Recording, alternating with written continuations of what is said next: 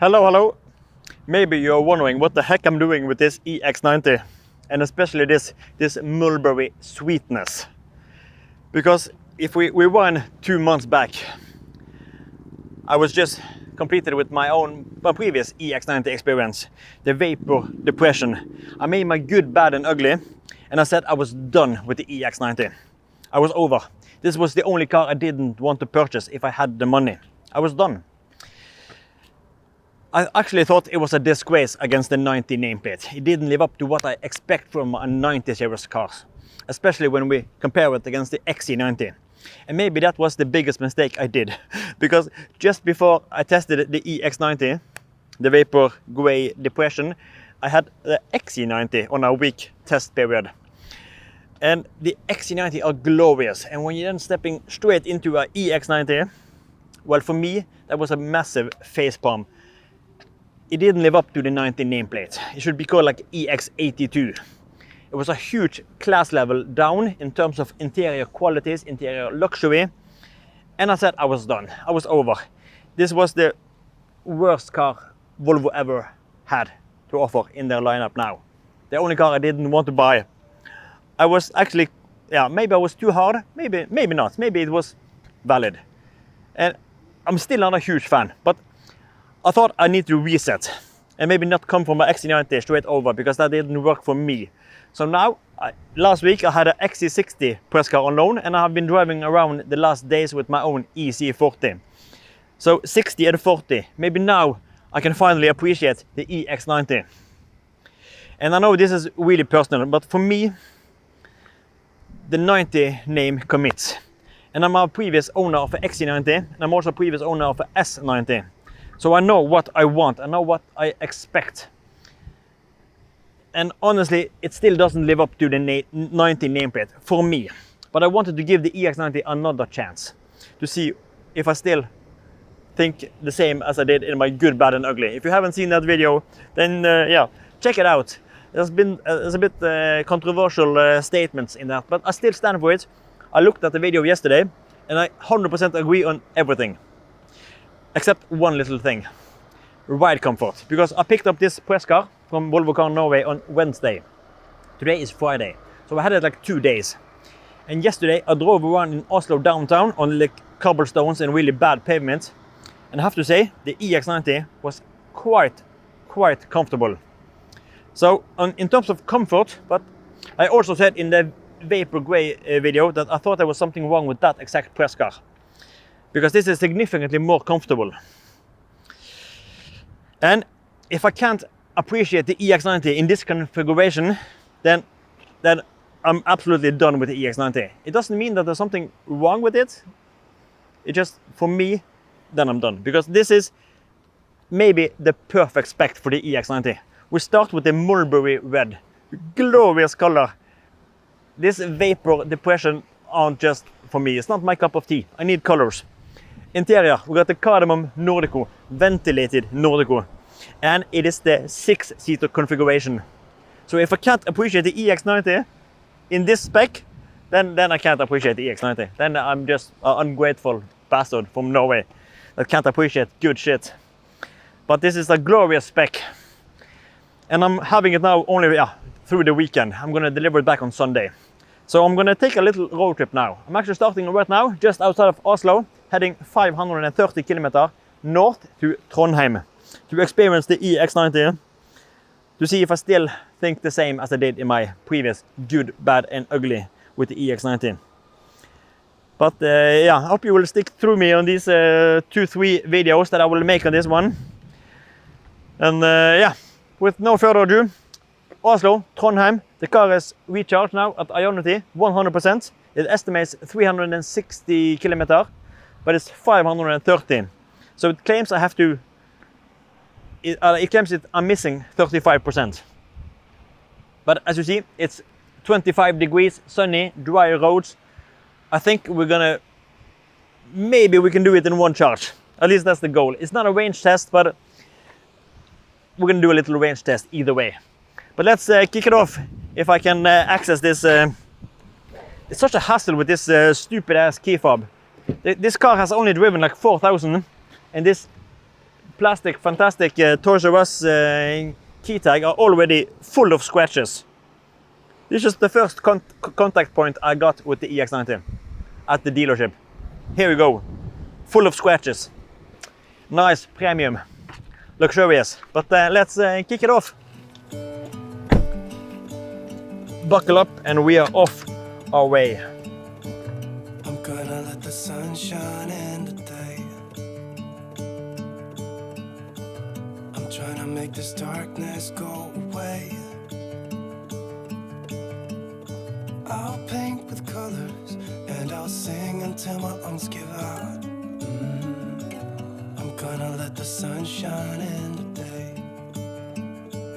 And I will leave my windows open so that I can hear the sound of people talking and the wind blowing in the trees. Oh, I will open up my eyes so I can see the light. Oh, and I'll try to spread my wings so I can fly. Oh, and the darkness starts to fade. Feels like things are gonna go my way. I'm gonna let the sun shine in the day. I'm gonna let the past be filled with smoke. And I will try to fix what has been broken. And take this weight off my shoulders, 'cause I know yesterday ain't coming back. I'm gonna let the past stay in the cold. I will listen to the ocean, let its unsaid words be spoken. And I'll let my mind be carried by the waves. Oh, I will open up my It's time for a little halfway update. I've just stopped here at the Kvitfjelltunet. My state of charge are 51%, so we are at 50%, halfway update. I have currently driven 264 kilometers, so with that should put me at approximately 530 kilometers, so more than enough to reach Trondheim.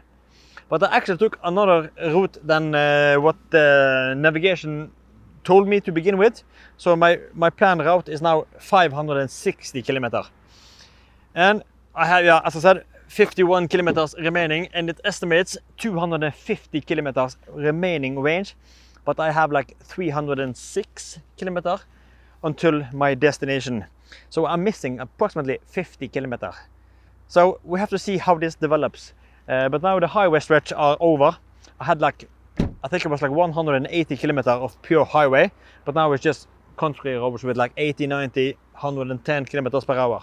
So we're gonna see how this develops. But that was a little halfway update. Please let me in again. Yeah, thank you. And just look at this wicked color. This Mulberry Red, holy crap, this is really growing on me fast.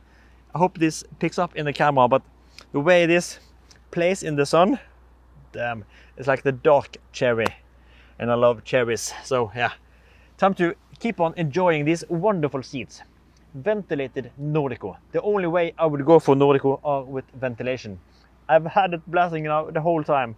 Ventilation, I got the bows and Wilkins, I got the back massage. Yeah, I'm really enjoying myself now.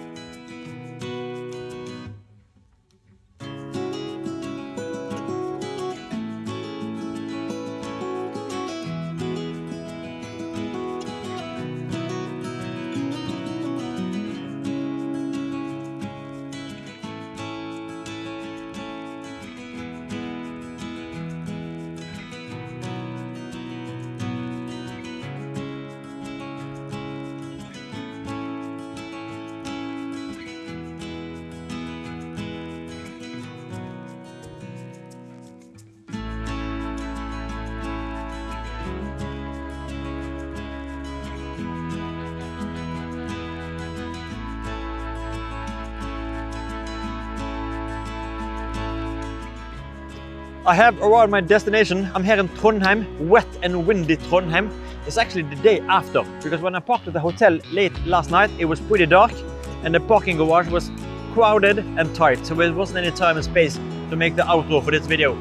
So that's what we're gonna do now. We're gonna look at the trip consumption, look at the trip highlights, and maybe answer the most important question for me. Because initially I said I was done with the EX90. I was done, I was over. This was the only Volvo that I didn't want to purchase. But now, after 7 hours, am I still done with the EX90? That's what I'm going to try to answer in this outro here. So let's kick it off.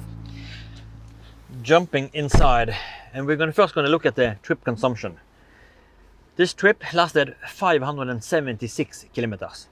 It was slightly longer than what first initially the navigation had planned for me, because I took another route than what this had predicted. So that's why we jumped from 530 up to 576 kilometers.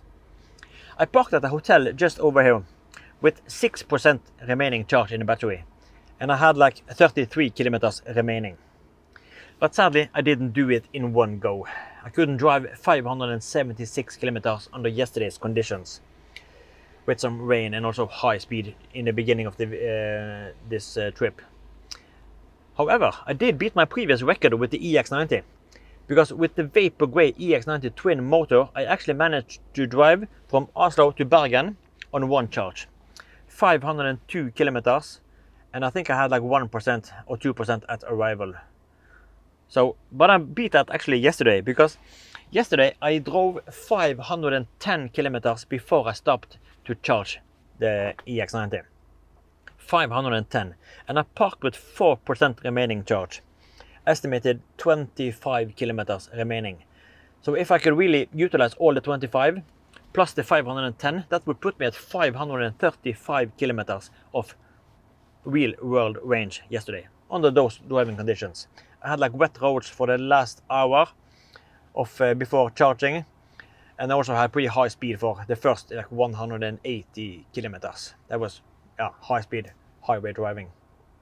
So overall, I'm pretty pleased with that. 535.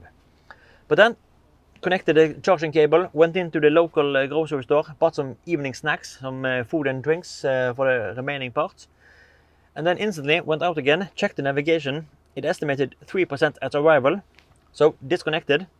But when I put the car in drive, it estimated 5% at arrival, and I arrived here with 6%, so maybe I overcharged.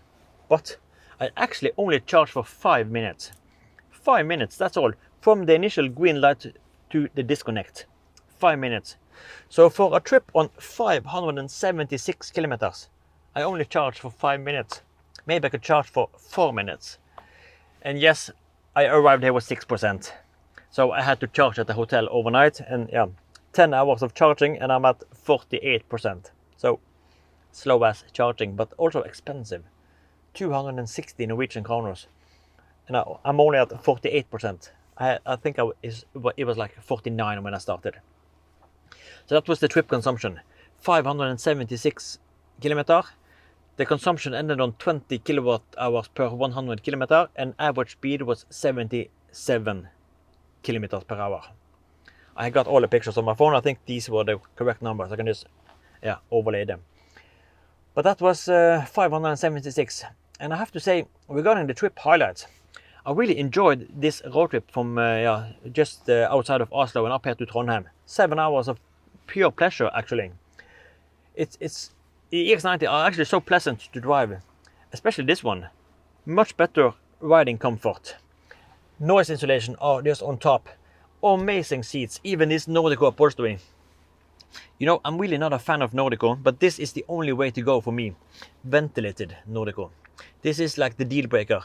If I can't get ventilation, then I'm out of the Nordico. I don't want the Nordico if I can't get ventilation. This is a must-have for me. But amazing seats, amazing noise insulation, and Bowers or Wilkins. Holy crap! With this new Abbey Road studio, oh holy moly! What a magnificent soundstage there is in this EX90.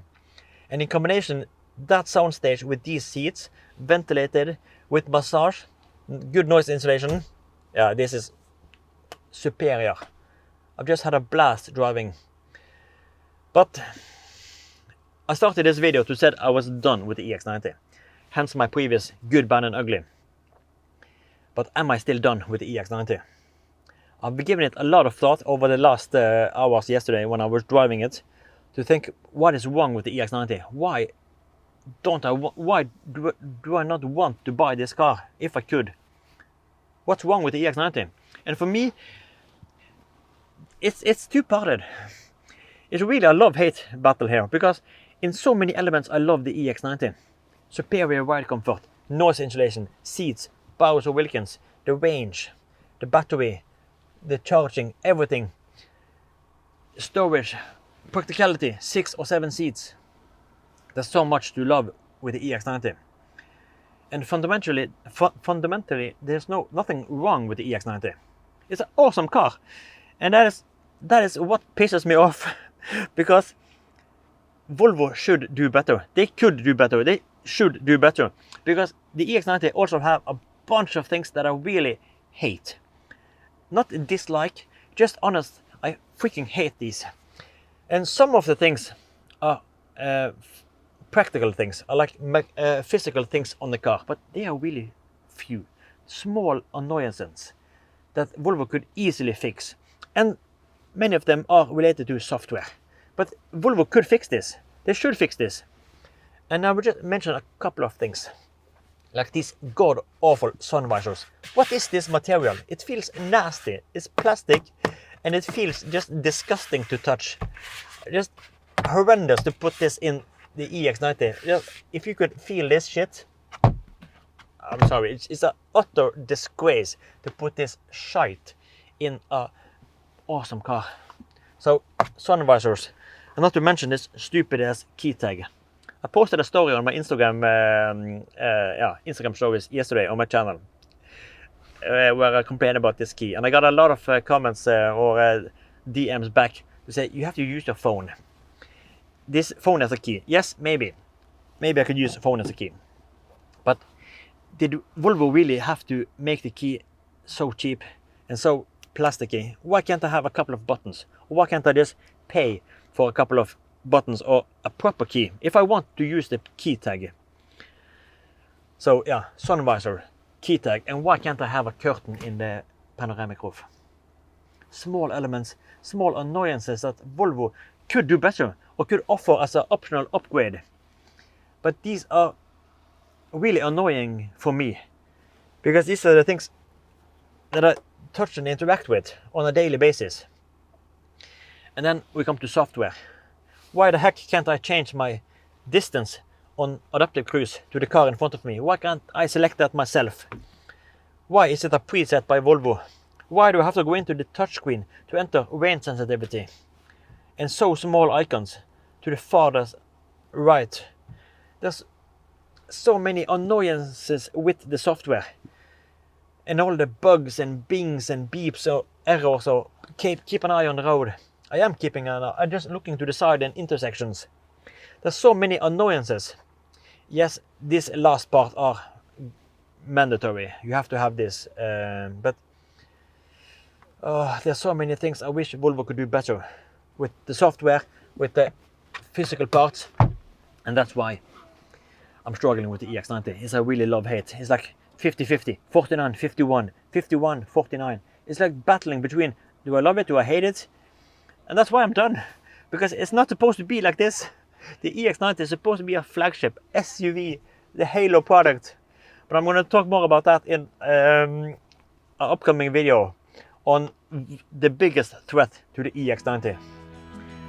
And that's not the sun visor. And it's not the software. But yeah, I think it's time to wrap up this video. It's probably way too long already. But I hope you have enjoyed it. For me, I'm really glad that I took a round 2 with the EX90. It is an awesome car, but maybe just not for me. I have to be honest. It's awesome, but it's also freaking annoying.